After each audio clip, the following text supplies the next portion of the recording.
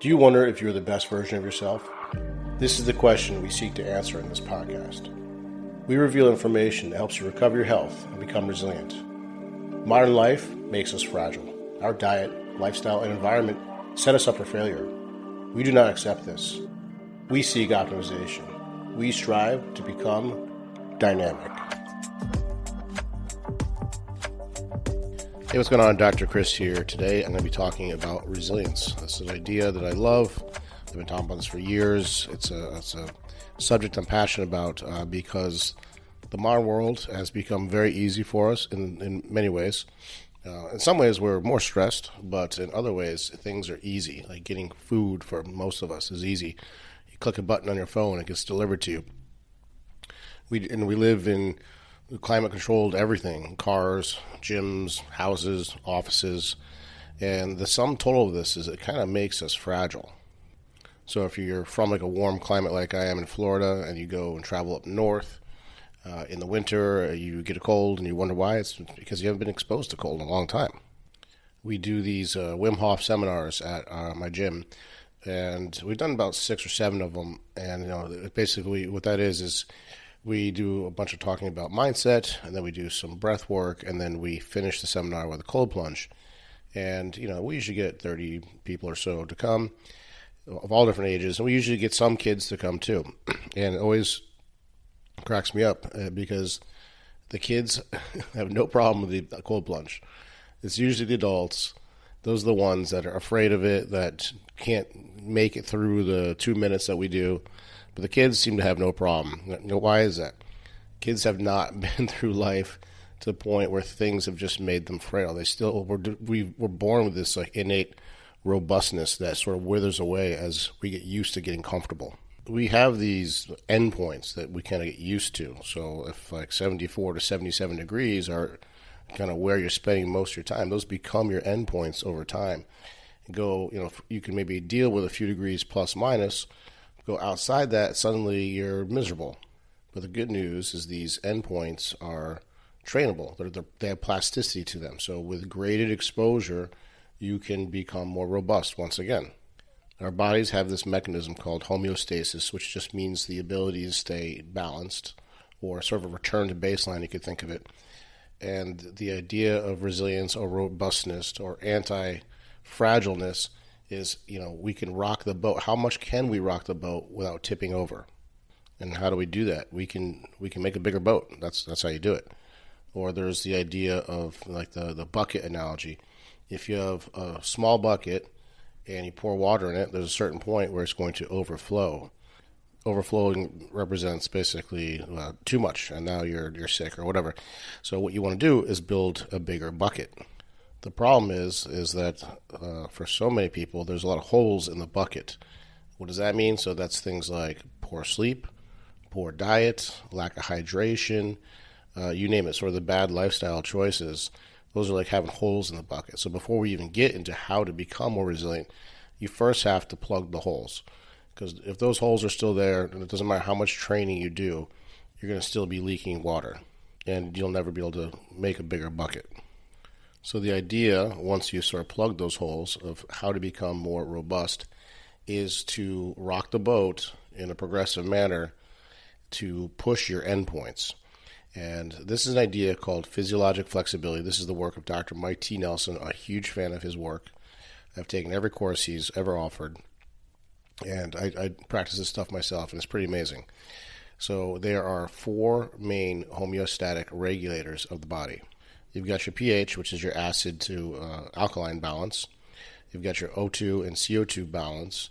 You've got temperature, and you've got blood sugar. So I'll go through these one at a time. So I'll start with pH.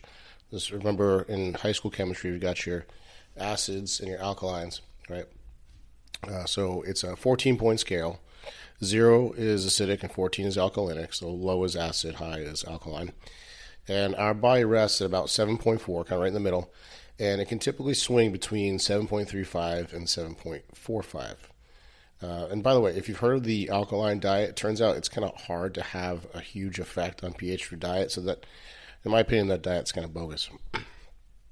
But the best way you can affect your pH is through breath work. So When you take a deep breath in, your oxygen goes up, and that makes you more alkaline. And as you build up CO2, so through exercise or like holding your breath, as that CO2 climbs, it makes you more acidic. So you can play with these endpoints by using breath work and doing things like breath holds while walking, or like a Wim Hof style breathing. Also, when you exercise, the muscles demand oxygen. That's why you breathe heavier. The muscles need fuel. They need oxygen. So the body can use either fats or glucose for energy. And fats are definitely way more energy dense and harder to break down. But glucose is the opposite. So the harder you're working, the more glucose you are using. Glucose will break down to lactate, not lactic acid, but lactate, which is a real fuel source. And also breaks it down into hydrogen ions, which is basically the acid. So that burn you feel when you work out, it's not lactic acid, it's hydrogen ions. So it's literally acid. And the more you can tolerate that acid burn, the more you can exercise, and the more resilient you become. All right, so now I'll move on to the next regulator, which is the O2 and CO2 balance our blood gases. Right, and this overlaps a lot with the pH I just talked about. But let me just say that it's a bit of a myth, or a misnomer, I should say, that CO2 is a waste product. It's not just a waste product. It helps deliver oxygen to the tissues. So as CO2 climbs, it basically scrubs oxygen off of the red blood cells and into the musculature. That's what's known as the Bohr effect. So in other words, the more CO2 buildup you can tolerate, the more work you can do, the more working out you can do. Also, another sort of key concept here is that the need to breathe is not a lack of oxygen. We don't have oxygen sensors in our body. We only have CO2 sensors, and our body is very acutely aware and very sensitive to the CO2 buildup in our bloodstream. So the need to breathe is really an intolerance to how much CO2 is in your system. But again, this is trainable. This is what freedivers do. They do a lot of breath holding, a lot of like protocols to build up their tolerance to CO2 because that allows them to work harder and longer. Okay, the next one is your blood glucose. So this one is more affected by diet, whereas O2 and CO2 is not. Stress can also greatly influence this too. As I've talked about a lot in this podcast, when you're in fight or flight mode, cortisol is released, which dumps glucose into the bloodstream. So stress, diet, and lifestyle play a huge factor in your blood glucose control and your homeostasis. And it's tightly regulated by the body because high levels of glucose in the blood can be basically very damaging. And at any given time in a healthy individual, there is, on average, about a teaspoon of glucose in the blood. When glucose is high in the blood, insulin is secreted to deliver the glucose to the muscles and the liver in the form of glycogen. So as blood glucose decreases, glucagon is then released to do just the opposite. So glucagon and insulin are opposite levers. So, with our standard American diet, we eat way too much processed sugars, and this leads to insulin resistance and type 2 diabetes over decades. Typically happens in your 30s and 40s, particularly if you eat an excessively high carb diet. And when I say that, I mean glucose, not just breads and pastas. So your system gets adapted to burning glucose for exercise, and the ability to burn fats becomes down-regulated. So this is an idea of metabolic flexibility. Do you have the ability to switch back and forth from burning fats and from burning carbs? So if you become metabolically inflexible, one of the key symptoms is getting hangry. That's a sign that you're no longer able to burn fats because you burn through carbs kind of fast, usually an hour or two. This is one of the great benefits of fasting. So fasting to me is not just about caloric restriction. In fact, I don't care that much about caloric restriction. I care about running the backup generator, meaning if you are in a very low carb state, your body is forced to start to burn fats for fuel. And doing that, intermittently is a good way to retrain the body to be able to go back and forth to fuel select between carbs and fats. This is why a lot of people lose weight on paleo or ketogenic diet or carnivore. They're basically just on a very low carb environment. So what's left to burn? Just fat.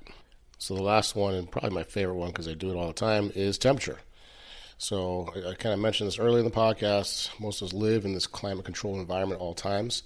So we have to kind of intentionally seek out cold and hot environments in a systematic way to improve that window, those endpoints of the temperature swing that your body can tolerate before breaking down or getting sick.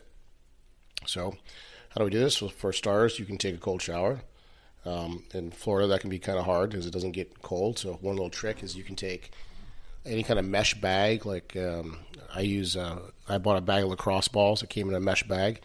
You fill it up with ice, and then you hang that over your shower head, and the water passes through the ice, and boom, you got an instant cold shower. So that's one thing you could do. Of course, cold plunges are great, and saunas are great. And these days, you can get a lot of portable units. I use a sauna box at home. It's a steam sauna tent. It's very small, costs something like $300, and I love it. I use it. I go back and forth between cold and hot every day. Now, one of the principles here of the body that's pretty cool is things are generally a two-way street. So, for example, if you have low thyroid, you tend to develop a poor tolerance to the cold. So if you build up your tolerance to the cold, you can actually improve your thyroid. There's been mouse studies on this that are pretty cool, where they took two groups of mice. One group, they measured TSH levels in both.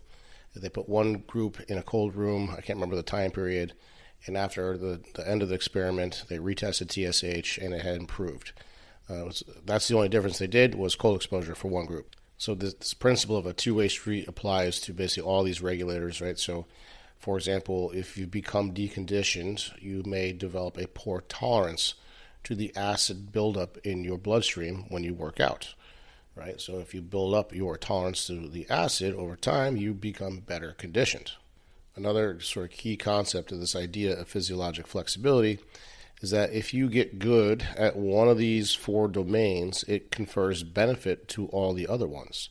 So, for example, and this one I've talked about a number of times and I've seen for myself, when you do a cold plunge, your blood sugar will drop.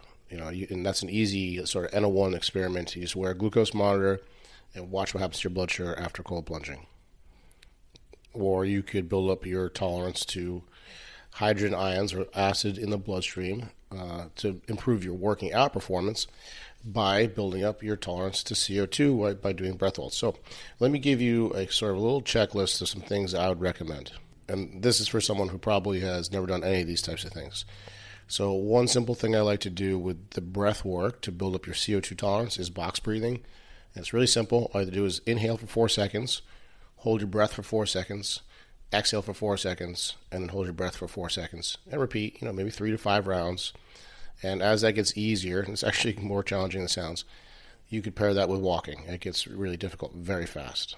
For pH, you could do something like HIIT training, because that greatly increases the acid buildup in the bloodstream. Or you could do something like nasal breathing with low to moderate intensity. So maybe, this kind of overlaps with the box breathing. You could instead do box breathing, just do like maybe a brisk walk and nasal breathe only. Nasal breathing basically limits how much CO2 you can blow out of your mouth. So you get a CO2 buildup and therefore an increase in acid in the bloodstream. For blood sugar, you could do intermittent fasting, or you could do the ketogenic diet for 2 weeks. And then with the temperature, I mentioned the cold showers. I think that's a good place to start, and maybe doing some sauna. Most gyms these days have sauna. It's all the rage now. However, just make sure to get medically cleared first. These things are technically stressors. Each one of these is pretty easy on their own, but there are certain contraindications like heart issues you want to get checked out. Also, I wouldn't just go out of the gate and do all these things at once. I would start to slowly layer in one at a time, because if you did all the things I just suggested in one day, it can tank your HRV because it's a lot of stress. So this is a great principle, this physiologic flexibility. I absolutely love this idea. It's something I preach and practice. And I built an online program that helps you go through these steps in a stepwise manner with progressions to all things like using beta-alanine for working out, BFR cuffs, and how to incorporate cold plunging in the smart way. So you'll hear a little promo for it in the outro, and I also have a link to it in the show notes. If you have any questions about this program, reach out to me and I can kind of walk you through it.